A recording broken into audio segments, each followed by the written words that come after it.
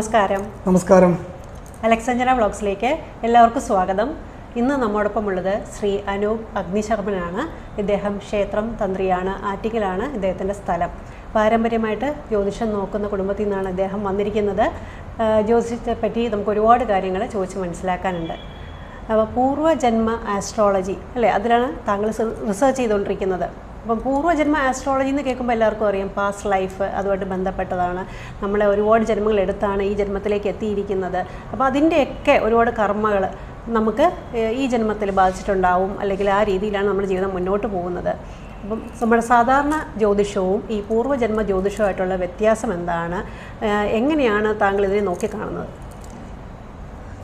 ആദ്യമായി എൻ്റെ മാതാപിതാക്കളെയും ഗുരുജനങ്ങളെയും തിരുച്ചെന്തൂർ മുരുകസ്വാമികളെയും തെങ്ങഴത്ത് മഹാദേവനെയും പഞ്ചഭൂതങ്ങളെയും അഷ്ടദിക്പാലകന്മാരെയും നവഗ്രഹങ്ങളെയും വണങ്ങിക്കൊണ്ട് പൂർവജന്മ അസ്ട്രോളജിയും സാധാരണ നമ്മൾ ചെയ്തു വരുന്ന അസ്ട്രോളജി. അപ്പം പൂർവജന്മം എന്ന് പറയുന്ന അസ്ട്രോളജി നമ്മളുടെ അസ്ട്രോളജിയിലുള്ള ഒരു ഭാഗം മാത്രമാണ്. ഈ ബ്രഹ്മാണ്ഡമണ്ഡലത്തെ 12 ഭാഗങ്ങളായി ഭാഗിച്ചുകൊണ്ട് 9 ഗ്രഹങ്ങൾ, നവഗ്രഹങ്ങളും രാഹു കേതു എന്ന 2 നിഴൽ ഗ്രഹങ്ങളും ഗുളികൻ എന്ന് പറയുന്ന മറ്റൊരു ഗ്രഹത്തെയും കൽപ്പിച്ചുകൊണ്ട് ജ്യോതിശാസ്ത്രത്തിൽ ജ്യോതിഷ ഋഷികൾ ഈ 12 രാശിചക്രങ്ങളിൽ 10 ഗ്രഹങ്ങൾ സഞ്ചരിക്കുന്നു എന്ന് പറയുന്നു. 27 നക്ഷത്രങ്ങൾ, 28ാമതൊരു നക്ഷത്രമുണ്ട്, പക്ഷെ അത് നമ്മളത് കണക്കാക്കിയിട്ടില്ല. അഭിജിത്ത് എന്ന് പറയുന്ന ഒരു നക്ഷത്രമുണ്ട്. ഉത്രാടത്തിൻ 4-ാം കാൽ, തിരുവോണത്തിൻ ആദിയിൽ 4 നാഴിക കൂടിയത് അഭിജിത്തായ നാളത് എന്ന് പറയുന്നുണ്ട്. പക്ഷെ അതിനെ നമ്മൾ ഗണിക്കുന്നില്ല. അപ്പോൾ നമുക്ക് 27 നക്ഷത്രങ്ങളെയും ജ്യോതിശാസ്ത്രത്തിൽ പറഞ്ഞിരിക്കുന്നു. അതിനകത്ത് ഓരോരോ സ്ഥാനങ്ങളുണ്ട്. 1-ാം ഭാവം, 2-ാം ഭാവം, 3-ാം ഭാവം, 4, 5, 6, 7, 8, 9, 10, 11, 12 ഭാവങ്ങൾ ജ്യോതിശാസ്ത്രത്തിൽ ഋഷീശ്വരന്മാർ കൽപ്പിച്ചിട്ടുണ്ട്. അതിനകത്ത് നമ്മളുടെ 5 എന്ന് പറയുന്ന സ്ഥാനത്തെ കൊണ്ടാണ് നമ്മുടെ പൂർവ്വജന്മത്തെ നമ്മൾ ചിന്തിക്കുന്നത്. അത് ശാസ്ത്രം പറഞ്ഞിരിക്കുന്നു, പഞ്ചമം കൊണ്ട് ചിന്തിപ്പു ബുദ്ധി പുത്രരമാത്യരും വിചാരശക്തിയും മന്ത്രം പൂർവ്വപുണ്യവും എന്നിവ. അപ്പോൾ പൂർവ്വപുണ്യ സ്ഥാനമാണ് 5 എന്ന് പറയുന്ന സ്ഥാനം. അപ്പോൾ ആ സ്ഥാനത്തെ നമുക്ക് ചിന്തിക്കുമ്പോൾ, അതിനെ ഗണനം ചെയ്യുമ്പോൾ, വിശദമായ രീതിയിൽ നമ്മൾ ചിന്തിക്കുമ്പോൾ നമുക്കറിയാൻ സാധിക്കും നമ്മുടെ പൂർവ്വജന്മത്തെ പറ്റിയുള്ള കാര്യങ്ങൾ. അപ്പം പൂർവ്വജന്മമെന്ന് പറയുന്നത് 5-ാം ഭാവത്തെ കൊണ്ടും ഇഹജന്മത്തിലെ അവസ്ഥകൾ, അതായത് ഇപ്പോൾ അനുഭവിക്കേണ്ട കർമ്മകാര്യങ്ങൾ 9-ാം ഭാവത്തെ കൊണ്ടും നമ്മൾ ചിന്തിക്കണം. അപ്പോൾ പൂർവ്വജന്മ അസ്ട്രോളജി എന്ന് പറയുന്നത് നമ്മളുടെ അസ്ട്രോളജിയിൽ തന്നെയുള്ള ഒരു ഭാഗം മാത്രമാണ്. നമ്മുടെ ഋഷീശ്വരന്മാർ ജ്യോതിഷമെന്ന് പറയുന്ന ഈ ശാസ്ത്രത്തെ വളരെ വിദഗ്ധമായ രീതിയിൽ ചിന്തിച്ച് എല്ലാ കാര്യങ്ങളും കൃത്യമായിട്ട് ഇവിടെ എഴുതി വച്ചിട്ടുണ്ട്.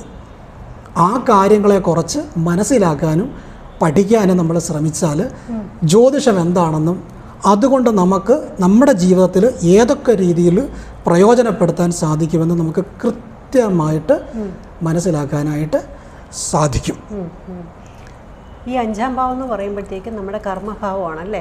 അതായത് പൂർവ്വജന്മത്തിൽ എന്തൊക്കെയാണ് നമ്മൾ ചെയ്തിട്ടുള്ളത്, അതിൻ്റെ നല്ല വശങ്ങളായാലും ദോഷവശങ്ങളായാലും അത് അനുഭവിക്കുന്നത് എങ്ങനെയാണെന്നാണ് നമുക്ക് നോക്കേണ്ടത്. അപ്പോഴാണ് അതിനുള്ള പരിഹാരം കണ്ടുപിടിക്കുമ്പോഴായിരിക്കും അല്ലേ നമുക്ക് ഈ ജന്മത്തിൽ പല കാര്യങ്ങളും നന്നായിട്ട് മുന്നോട്ട് പോവുക. അത് കണ്ടുപിടിക്കാത്തിടത്തോളം കാലം ചിലപ്പം ഈ പ്രശ്നങ്ങളിൽപ്പെട്ട് നമ്മൾ മുന്നോട്ട് വളരെ പരിതാപകരമായ അവസ്ഥയിലൂടെ പൊയ്ക്കൊണ്ടേയിരിക്കും. അപ്പോൾ താങ്കൾ അതുകൊണ്ടാണോ ഈ ഒരു പൂർവ്വജന്മ ആസ്ട്രോളജിയിലേക്ക് തിരിയാൻ കാരണം? അങ്ങനെ നമുക്ക് ചിന്തിക്കാം. അതായത് നമ്മൾ പാരമ്പര്യമായ രീതിയിൽ അസ്ട്രോളജിയും പൂജ മന്ത്രതന്ത്രങ്ങൾ ചെയ്തു വരുന്ന പാരമ്പര്യമാണ്. എൻ്റെ അച്ഛൻ ജ്യോതിഷനാണ്. എൻ്റെ വല്യച്ഛൻ വളരെ പ്രശസ്തനായ ഒരു ജ്യോതിഷനാണ്. എൻ്റെ വല്യച്ഛൻ്റെ അച്ഛൻ അമ്പലപ്പുഴ സാമൂതിരിയുടെ പക്കൽ നിന്നും പട്ടും വളയും വാങ്ങിച്ചിട്ടുള്ള പാരമ്പര്യമാണ്. ആ സാമൂതിരിയുടെ കാലത്ത് അവിടുത്തെ കൊട്ടാരത്തിൽ ജ്യോതിഷം കൈകാര്യം ചെയ്തിരിക്കുന്ന പൂർവികരാണ് നമ്മുടെ പൂർവികർ. അപ്പോൾ ഒട്ടനവധി പാരമ്പര്യ ഗ്രന്ഥങ്ങൾ നമ്മുടെ പക്കൽ ഉണ്ട്. അപ്പം ചെറുപ്പകാലം മുതലേ ഞാൻ ഏതാണ്ട് 3ാം ക്ലാസ് മുതൽ അച്ഛൻ എന്നെ ജ്യോതിഷ കാര്യങ്ങളിലേക്ക് പഠിപ്പിക്കാനായിട്ട്, ബാലപാഠങ്ങൾ പഠിപ്പിക്കാനായിട്ട് തുടങ്ങിയിരുന്നു. അപ്പം ഏറെക്കുറെ എൻ്റെ ഓർമ്മ ശരിയാണെങ്കിൽ 10ാം ക്ലാസ്സിലോട്ട് കയറുന്ന സമയം വരെയും എന്നെ അസ്ട്രോളജി പഠിക്കാതിരിക്കാൻ അനുവദിച്ചിട്ടില്ല.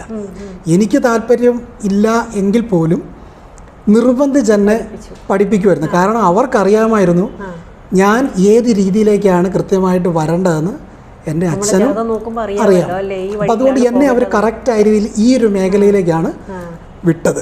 അത് മാത്രമല്ല, ജ്യോതിഷം പഠിക്കുക എന്ന് പറയുന്നത് എളുപ്പമുള്ള കാര്യമല്ല, അങ്ങനെ ആർക്കും സാധിക്കുന്ന അല്ലല്ല. അത് ജ്യോതിഷത്തിൽ തന്നെ പറയുന്ന കാര്യം. ജ്യോതിഷം നന്നായിട്ട് കൈകാര്യം ചെയ്യേണ്ട ഒരു വ്യക്തി ജ്യോതിശാസ്ത്ര വിദഗ്ധോ, ജ്യോതിഷത്തിൽ നല്ലപോലെ വിദഗ്ധനായിരിക്കണം, ഗണിത പടു, കണക്കിൽ അഗ്രഗണ്യനായിരിക്കണം, വിത്തവാംശ സത്യവിജാഹ, സത്യത്തെ പറയുന്നവനായിരിക്കണം, കള്ളം പറയരുത് ജ്യോതിഷി. വിനയി, അവന് വിനയം ഉണ്ടാകണം. ഏറ്റവും പ്രധാനമായിട്ട് ഒരു ജ്യോതിഷിക്ക് വിനയം അത്യാവശ്യമാണ്. വേദാധ്യായി, വേദങ്ങളെപ്പറ്റി കൃത്യമായ ധാരണ ഉണ്ടായിരിക്കണം.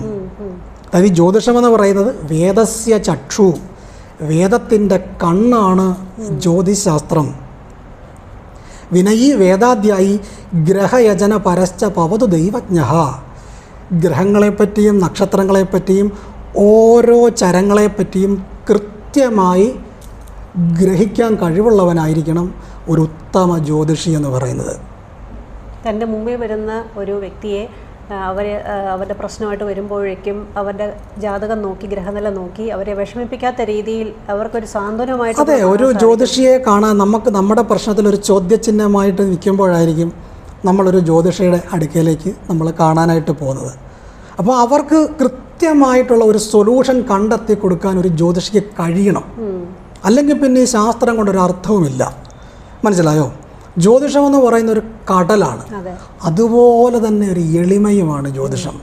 മനസ്സിലായോ? അപ്പം ഏറ്റവും ഒരു വ്യക്തി ഒരു ജ്യോതിഷിയെ കാണാൻ വരുമ്പോൾ അവരുടെ മനസ്സിന് കൃത്യമായ രീതിയിലുള്ളൊരു സൊല്യൂഷനെ കണ്ടെത്തി കൊടുക്കാൻ ആ ജ്യോതിഷിക്ക് കഴിയണം.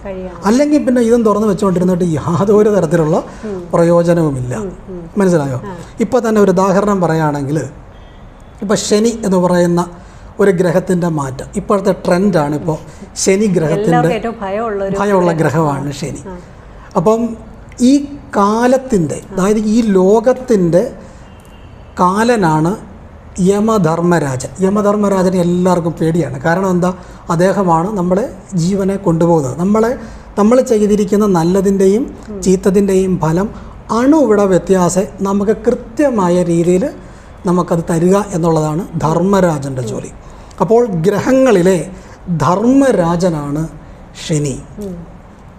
നീതിമാൻ, കർമ്മകാരകൻ, ധർമ്മജ്ഞനാണ് ശനി ഭഗവാൻ. അപ്പോൾ ഏതൊരു വ്യക്തിക്കും കൃത്യമായ രീതിയിൽ നല്ലതാണേലും ചീത്തതാണേലും വലിയവനെന്നോ ചെറിയവനെന്നോ ഭേദമില്ലാതെ കൃത്യമായ രീതിയിൽ ശനി ഭഗവാൻ അർഹതപ്പെട്ട കാര്യം കൊടുത്തിരിക്കും. ഇപ്പം ശനി ഭഗവാന് തൻ്റെ സ്വന്തം രാശിയായ കുംഭൻ രാശിയിലായിരുന്നു സ്ഥിതി ചെയ്തിരുന്നത്. ഇപ്പോൾ ശനി ഭഗവാന് മാറ്റമുണ്ടായി. അപ്പം കുംഭൻ രാശിയിൽ നിന്നും മീനം രാശിയിലേക്ക് ശനി ഭഗവാന് കടന്നു. അപ്പം മീനം എന്ന് പറയുന്ന രാശി ആരുടെ രാശിയാണെന്ന് മനസ്സിലാക്കണം. വ്യാഴം എന്ന് പറയുന്ന ഗ്രഹത്തിൻ്റെ സ്ഥാനമാണ് മീനം രാശി. അതായത് ധനു എന്ന് പറയുന്ന രാശിയും മീനം എന്ന് പറയുന്ന രാശിയുടെയും അവകാശി അല്ലെങ്കിൽ വീട് വ്യാഴം എന്ന് പറയുന്ന ഗ്രഹമാണ്. അപ്പോൾ വ്യാഴം ആരാണ്? അമരാചാര്യ സ്ഥിതേ ഗുരു. അമരന്മാരുടെ ആചാര്യനാണ് ഗുരു. ദേവന്മാരുടെ ഗുരുവാണ് വ്യാഴം. ദേവഗുരു ബൃഹസ്പതിയാണ് വ്യാഴം. അപ്പോൾ ബൃഹസ്പതി ആരാണ്? ദേവന്മാരുടെ ഗുരുവാണ്. അപ്പോൾ അത്രയധികം ജ്ഞാനമുള്ള ഗ്രഹമാണ് വ്യാഴം. അപ്പോൾ ആ ജ്ഞാനം ഉള്ള ഗ്രഹത്തിൻ്റെ ഭവനത്തിലേക്കാണ് ശനി കടന്നിരിക്കുന്നത്, മീനത്തിലേക്ക്. അപ്പോൾ അറിവിൻ്റെ സ്ഥാനത്തേക്ക് ശനി ഭഗവാന് മാറ്റപ്പെട്ടിരിക്കുന്നു. അപ്പം അറിവ് കൈകാര്യം ചെയ്തിരിക്കുന്നവർക്ക് അല്ലെങ്കിൽ അറിവ് മേഖല കൈകാര്യം ചെയ്തിരിക്കുന്ന ആൾക്കാർക്ക് ശനി ഭഗവാൻ നല്ല ഒരു ഗുണത്തെ കൊടുക്കും.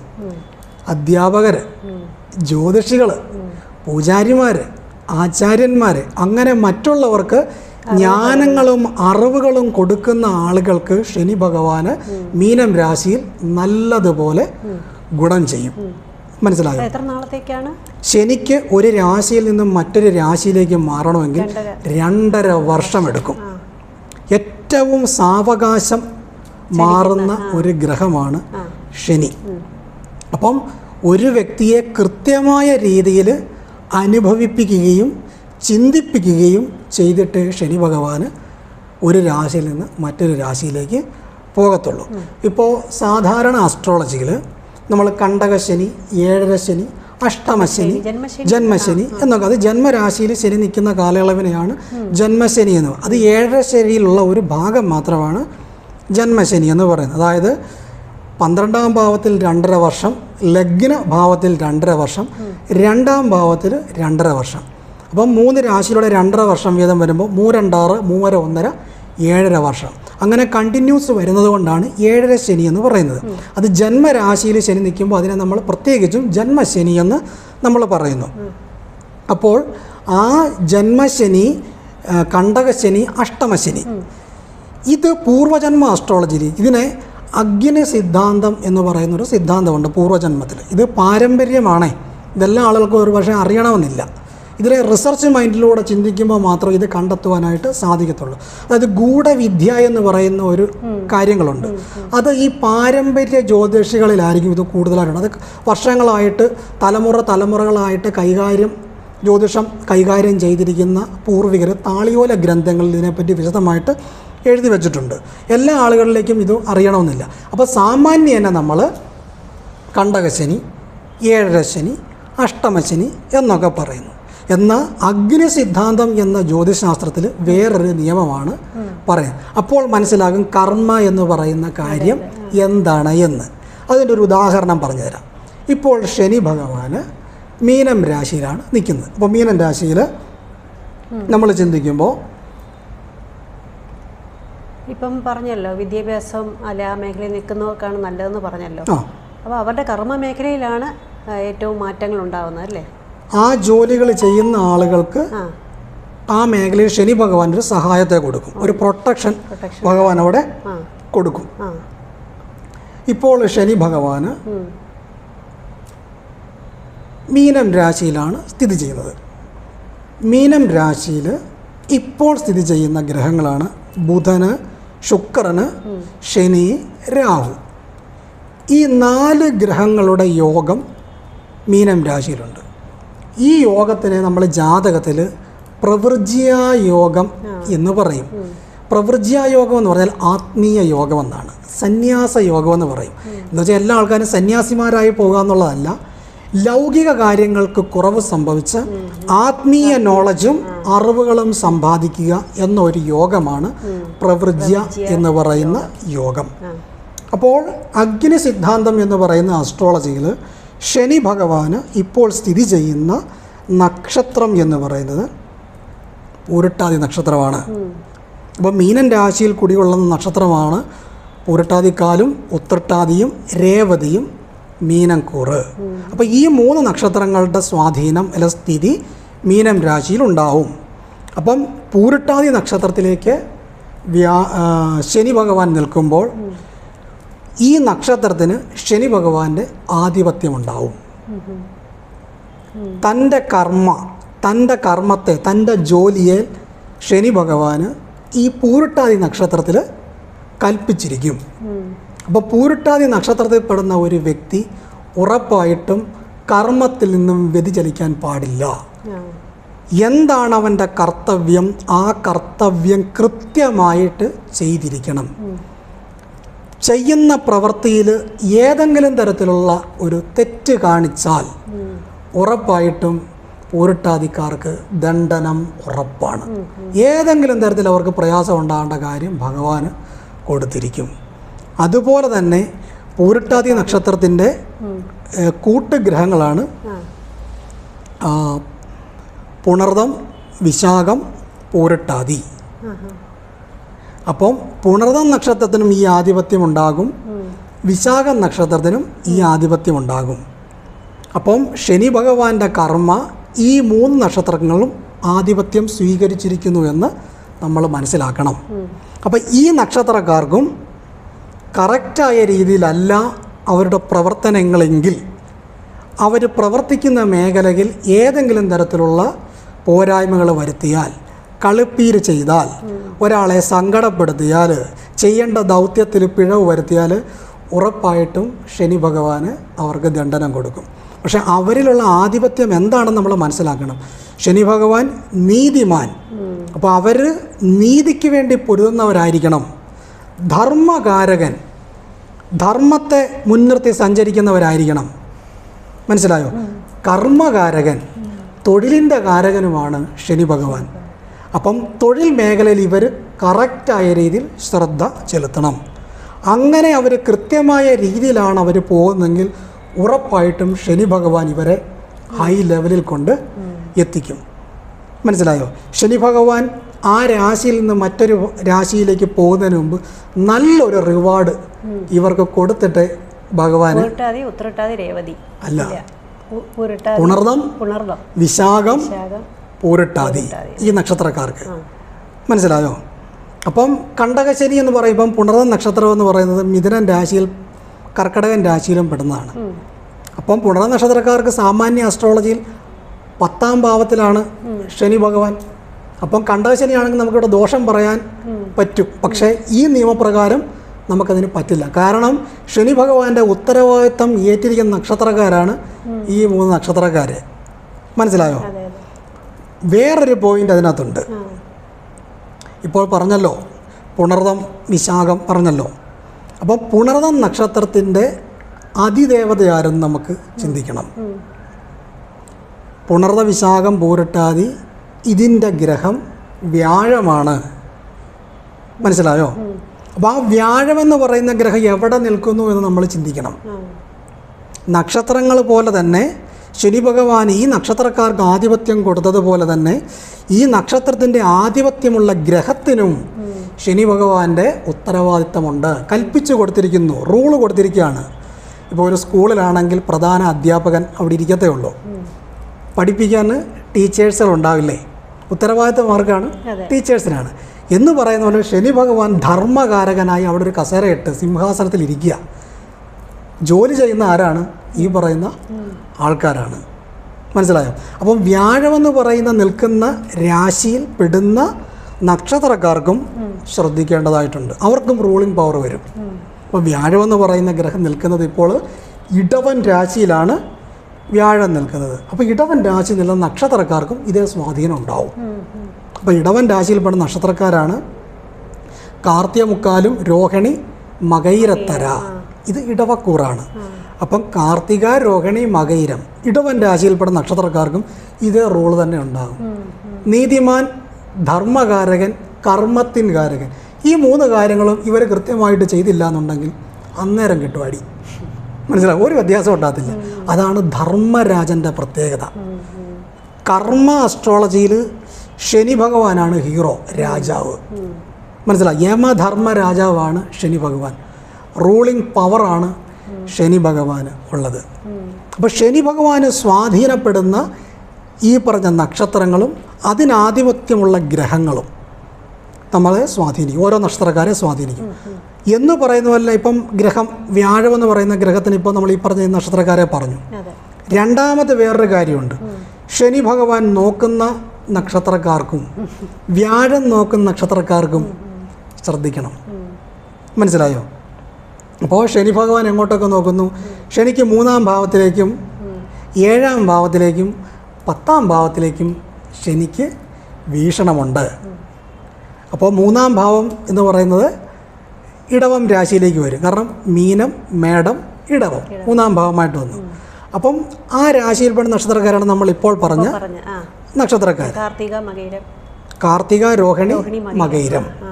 പിന്നെ 7ാം ഭാവത്തിലേക്ക് ദൃഷ്ടി വരും. അപ്പോൾ 7ാം ഭാവത്തിൽ പെടുന്ന രാശി കന്നി രാശിയാണ്.